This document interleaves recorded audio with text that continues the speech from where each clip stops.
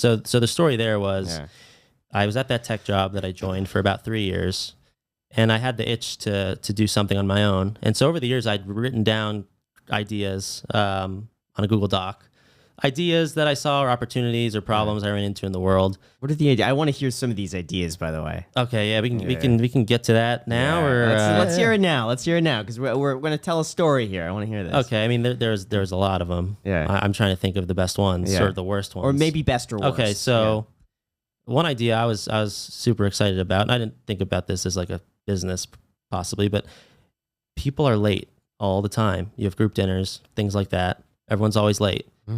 And so I wanted an app where you could create an event, like whatever, it could link to your Google Calendar, and you could charge people for being late. So I would love that. Oh my gosh. So jeez, I would love that. I would too. And so you could say, okay, we're gonna have dinner 7:30 Saturday night, Midtown Manhattan, right? Someone needs to do this. Okay, and you set $1 per minute as like you set whatever the penalty you want. And then like 30 minutes before the event, GPS is turned on for everybody. You can see them on the map, and it shows your ETA and your expected payments. Like maybe someone's expected to be 5 minutes late, so it shows like $5 right now. Maybe they get there early, and so it reverses. But yeah, so I feel like that would cause a lot of accidents. Yeah, maybe. Someone's like on their last dollar a minute. Yeah. I can't. This red light's gonna cost me like $2. Let me just run it. $10 a minute. Yeah, you'd see some crazy stuff out there. I still want it to exist. I want it to exist too. I would use that. Would you, but I don't think you would sign up, Graham. Employers would do that for their employees. Are you late? Or you're Graham is late. Graham is late. Don't act like you're. I always think that I'm always very prompt. But certain things, it's like if it's not urgent, if there's something urgent, I'm right on time. If it's like going to the gym, and it doesn't matter 10 minutes either way, you know. He's late. Yeah, like this time we would play, beach volleyball in Manhattan with friends, and like you'd have the court for an hour, right? And if people weren't there on time, like you just can't play. You know what I mean? Like you don't players. So we'd be waiting there for like 15, 20 minutes, a third of our time. And I just get so frustrated by it. And I think it stems, I don't know if this happened 20 years ago, because 20, 30 years ago, before cell phones, if you were late, like you're just screwed. Yeah, right. Like you can't say, hey, I'm running late. Yeah. Right. But cell phones, now you can just be like, oh, sorry, like I'm 10 minutes late. And so, but a lot of people say like, oh yeah, I'm on my way. No, they're not on their way. They're in the shower. No. They're not on their way. Love that. Yeah. I would love that app. Seriously, I think for employers and employees, that too. Imagine that. Imagine just incentivizing your employee, like, hey, just download this app. If you're on, if for every minute you're early. What employee would sign up for that? I don't know. Think about how much time is wasted waiting for people. Oh yeah. I mean, it would save. We need to internalize these costs. You know what I mean? Like we need to. And you know what? It would be good for friends and stuff like that. Imagine you created the app. You just charge you just siphon off. Yeah, charge a little 3%, 3%. So it just transfers the money from the person who is late to the person who's. I made a prototype for this. Can we not do? It was called Punctual. Can we not do this as just like a gag sort of thing? Get it developed, just get it up and running, and just no marketing, just word of mouth. Because I guarantee one person is going to tell another. It's going to be like, bro, I made $15 the other day. It's like just so crazy it might work. It sounds like a Nathan for you concept. The issue was I had the assumption that like late people they want to be on time. And like they just have a tough time like doing it. Yeah. And so maybe some like incentive that they could put on themselves, but they don't want to be on time. That's the problem. Yeah. Like they don't. But you don't know. You haven't launched it yet. I had a prototype. I tested with some friends, the late people, they were still late and we didn't have all the bells and whistles where like forced payment, right? So forced payment? Well, yeah, if you have to think about it. Wait. So it's if you're late, you don't want to be able to have to like Venmo the person. It has to be automatic. What if you get into a crash? That sucks for you, I guess. Yeah, you can't control what people do on their own time. There's going to be like an escalation, take a picture of the accident, that would selfie in the cause so many hospital. fights, I feel like, between friend groups. And I feel like it would be inappropriate to use employer-employee relationship. Imagine between husband and wife what that would do. Oh my. Boyfriend, girlfriend's late, boyfriend's late, something like that. Yeah. And then money gets saved and she's like, give the money back. It's like, no, I can't reverse it. I love the idea. I think that's hilarious. Here's the one part where I do think it you would have to make sure it's correct, doesn't glitch, is if you arrive and somehow it keeps tracking you as being late. Yeah. Or they're like, I showed up on time, but the app didn't update. I was in an area without reception or something. So you could have your verification system where the event host can like confirm you. Yeah, but what if the event host is unethical? Yeah, then it's just like, oh, I forgot Yeah. You know? We can figure this out. I think we can figure it out. I like the idea. love it. I love the idea. I love it. If there's a true way to get that done where it's not glitchy, I love it. Tell us more. I like that idea a lot. That to me is an 8.5 out of 10. All right, I don't know if it would be like number one on the App Store, but here's the thing. I think it's fun. For people like us three, I think it makes sense. But for people that are a little bit more like if I had a few of my friends, I know for a fact none of them would sign up for that. For someone like me, I think it's funny, and I'm like, what's a couple bucks here? And I like being punctual, But for my friends, they're like, why would I sign up? It does only benefit the person who's hosting the event. Yeah. So we had a prototype. I had a prototype for this, but I outsourced the development very cheaply because I was just funding it just for fun, and it was super glitchy. But I found myself again. I'm pretty introverted. I don't go out much. I was creating events with friends just to get them on and try it out. I like that a lot. See, that's something I would do. You could make a video. I just bought a late app. That could be the title. If we could, maybe we talk about actually doing this. Seriously, maybe we talk about actually doing this. Yeah, I think. Listen, I think if it costs under $10K to like get a prototype out there, I could just do a swipe up. Like, guys, just try this out.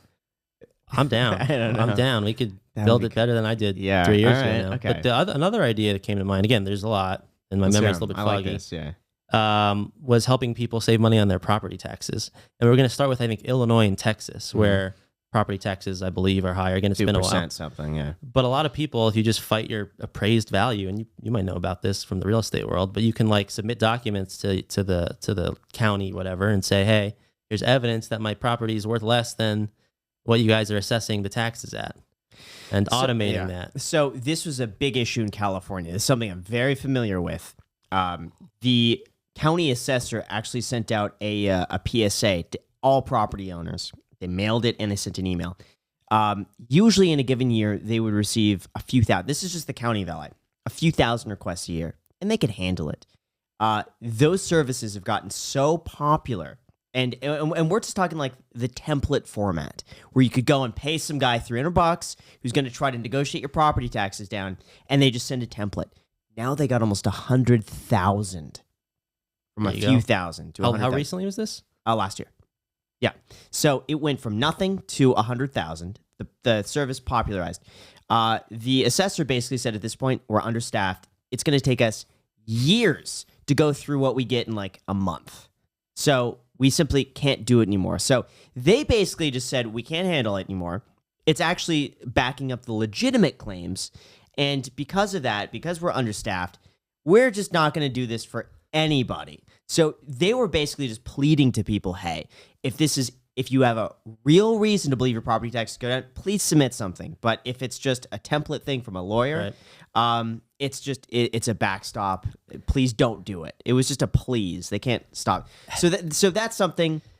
I'd give that a 2 out of 10. Okay, fair. 2 out of 10 on that one. And you're always it's tough because you're exposed. If they change, whenever you do these hacky like save money legal things, they could change the rules. Yeah.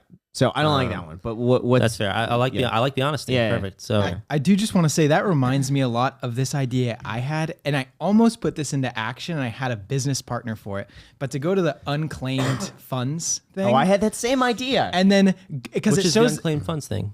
So the state of California, basically, like if you paid too much in taxes or something, and you change addresses, all these things, like they basically owe you money. And there's a log of it all online, and you can see their name, you can see their address, and you can see how much money that they owe you. Or for example, like transfer of estate, something like someone dies and they have all of this money and they don't know who to give it to, or they don't know where you went and you were in that will, and you were in the will.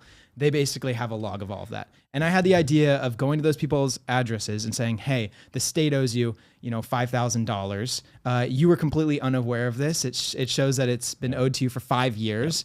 It would be nice if you could charge me a finder's fee just for this. However, I wouldn't make it mandatory because it's their money in the first place. So 2 things. First of all, that does exist. It's called unclaimed property, and anyone could do it in all 50 states. Just type in unclaimed property, your state. You'll type in your first and last name, and you'll go through and you'll be able to see what they owe you. It's legit. So I've gone on before, and I think it was like a phone bill, something or other, and I was owed like $50.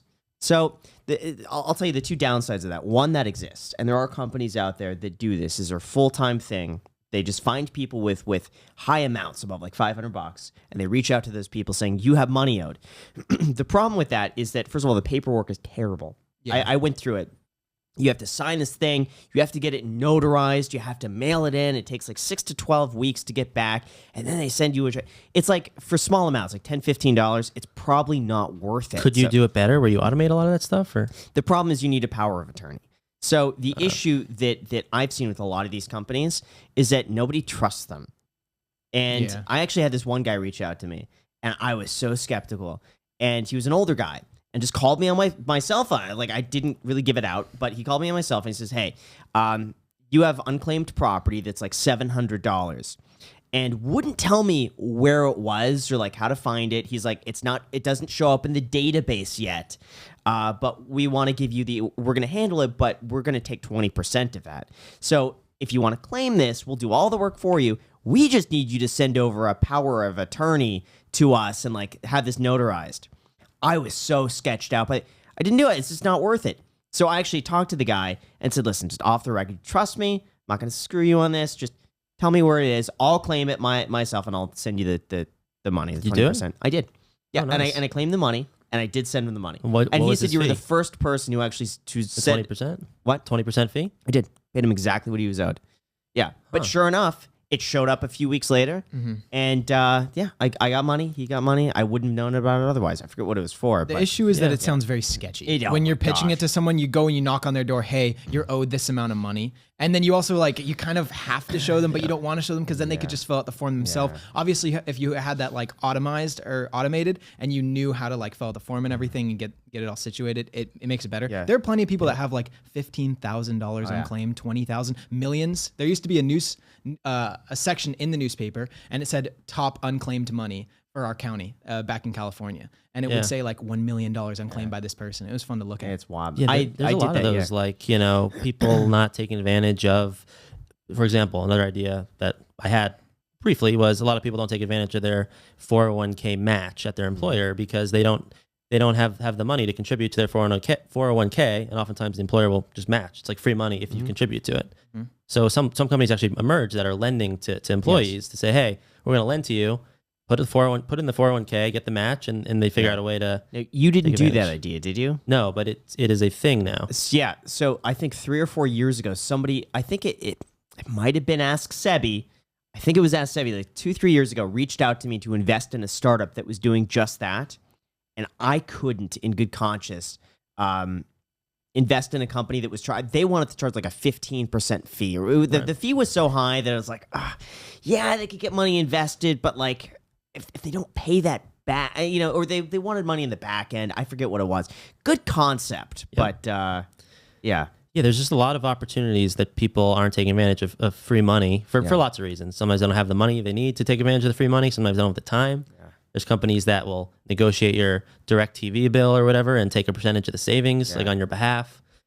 Another idea I had related to that was a lot of startups actually. This was 2 or 3 years ago when interest rates were much higher. They were keeping their cash in checking accounts. So you raised $10 million as a startup, and they're just leaving in a checking account where you could, move it smartly into the high yield savings. And if you make 2%, like that's $200,000. My math's right. Right. And so just free money effectively. So that was another one. And there's a lot that I'm probably not thinking of. What's a bad idea that you're just like, you looked into it and you're like, eh. Honestly, the whole, I hate to burst your guys' bubble, but the late app idea, I don't know. I don't know if it was a bad idea or poorly executed. It's funny you say that was my favorite idea so far. Yeah, I think it's the funniest idea. Yeah. I don't know if it would actually be something people would use. Just between friends. It's like, who really cares if someone's 5 minutes late? I don't like it, but like, I'm not going to charge my friend. I would feel bad charging my friend. He's late to go get ice cream with me, and I'm like, I guess my ice cream's paid for. I don't know. It's just like 3 minutes late, I get $3. It would be funny if you could attach a debit card and like Venmo, you hold a balance in that, and you could spend their money. You could attach the Yada debit card. Perfect. And you get tickets. And it would work perfectly. Yeah. I'll tell you, if you guys prototype that app, I will use it at my wedding. Because listen, in the wedding industry, people pay for your plates, right? They, people don't know this, but they charge you, it could be $150 a plate if it's really good food. And one of my biggest pet peeves is when people didn't show up. And so if you guys did build this app, I would implement it in my wedding and I would charge them their plate price if they're not there. Yeah. I don't even want to pay for it to begin with. But this way, if you tell me you're going to be there, you're going to be there. I think you know what? I bet you could incentivize this because I'm thinking like, imagine like personal trainers. Imagine their clients show up late or something like that and they, run something like that. A lot of professional services could do that and use it. And then they get a reward. Imagine they show up on time, they get like a 3% discount on whatever. Restaurants, if someone shows up 20 minutes late, it just screws up the next table. Yeah. Turning can't turn as many tables. Yeah, I've said this before, smart, but I'll tell you my worst idea. You let me know what you honestly think about this. When I was like 20, I came up with this idea called Truth and Tell. And I bought the domain truthandtell.com. And it was basically meant to be a Yelp for people, where you could go and you could make a profile about somebody, write your honest review about them. And we had like a rating system from like honesty, how trustworthy they were, personality. You could basically, there was like 5 criteria, and then you could write a review on them. You could upload their picture. Did you pursue this at all, or was it just an idea? No, I pursued it. Oh, wow. I pursued it. No, it was 3 of us, me and my buddy Jaron and my friend Artie. Now, Artie was the one who was the programmer. So he was like, yeah, no, I'll just work on this in my spare time. We would just get together once a week. It was a fun way to hang out. And we'd just sit there all night and just make this website. He would be, coding it on the back, and we'd all come up with ideas, just brainstorming. But we created truthandtell.com. And so what we did is we started making profiles on all of our friends. Now I have a question. Yeah. What would you rate Jack? Oh, I'd give Jack a good rating. Jack gets a good rating. He gets a good review. What does that mean? The honesty bucket. Yeah. Oh, Jack on honesty at 5 out of 5 stars. Oh, 5 out of 5. Yeah, Wow. 5 out of 5 stars. Yeah. Wow. But yeah, so now here's the thing. We made like 20, 30 profiles. And my buddy wrote something on one of our friends who has a very unique last name. Like the type of last name where you type it in. It's like there's no one else that has his last name. But the problem was that his dad ran some sort of construction company with the last name. So it was like the last name Construction Inc. or like something like that. So we wrote something. Well, I'm not going to say we. My friend wrote something about this person that was just a joke, but it was a rather serious joke. What was the joke? I'm going to see what the joke is. Oh, come on. You can't leave us. I'm not saying which friend wrote it. I'm not going to say. I can't say what the joke was. I'm not going to say it. I'm curious what happened. I'm not going to say it. So anyway, he wrote a very unfunny joke about this person, claiming something that was not true about this person. But between friends, it's just like, you just kind of ribbing on each other. Anyway. But anyone can see it. Anyone could see it. Got it. The problem was that when you typed in this construction company, our SEO was so good because we had compiled all this relevant data about like all these last names that when you typed in that, within like a few weeks, that became the top result on Google. You just type in blank construction Inc. The sun comes up with this, joke in his profile. So it hurt the business. And he had, first of all, our friend had no idea that we made a profile on him. And his dad had no idea because customers are calling about it. So we took that down, but we didn't want to get into any legal trouble. And then you get into the moral issue of like, how do you know if something is correct? And there's like, what is it? Section 230. I forget what the Internet Act, something Section 230, which basically says that if you run a website and somebody writes something, you're not a publisher of that information, and you're not responsible for what that person says if you don't edit anything. As long as you just leave it up on the website, you're not responsible for it because then you're a public forum and not a publisher. So if someone says something that it's untrue, that like let's say someone loses their job or something happens, we couldn't take that down. It's up there. So we never pursued it. You're not allowed to take it down because that would be makes editing. You culpable for right. Interesting. Exactly. And so you would need a way to screen before it even got there in the first place. Would that help, or you can't even do that? But even then, even if you screened, the whole point of this was that it was supposed to be anonymous. Yeah. But then again, it's like what was the inspiration? Like, what was the something in your head that was like, I want this to exist? Did you have a really bad experience with someone one day, and you're like, man, I want to tell the world? I thought it would be fun to like see a review system of like type in a name and see what other people say about them. Did you watch Black Mirror, the Netflix show? I feel like there was an episode similar to it was a social score or whatever. Yeah, social score. So yeah. But I'm really glad we never pursued it because 2 other ladies ended up doing the same thing. What was it called? People. I did. Yeah, I remember. And oh my gosh, they were on the headline of everything as like the most hated new startup. Like everybody disliked them. They were outed. I mean, like all this crazy stuff. And we're looking like just so thankful we never pursued that. I think someone also, I don't know if this was the same one you're talking about, did it with like dating. I think so. Where girls could rate guys. Yeah, I think they started with that. Maybe they opened it up. The Yelp of people. But yeah, so many issues. The morality of whether or not you leave up information that could be hurtful to another person. It's shady. So we never pursued it. So what I give my rating now on it? Yeah, you could give. Give you a 4 out of 10. Okay. I like the idea.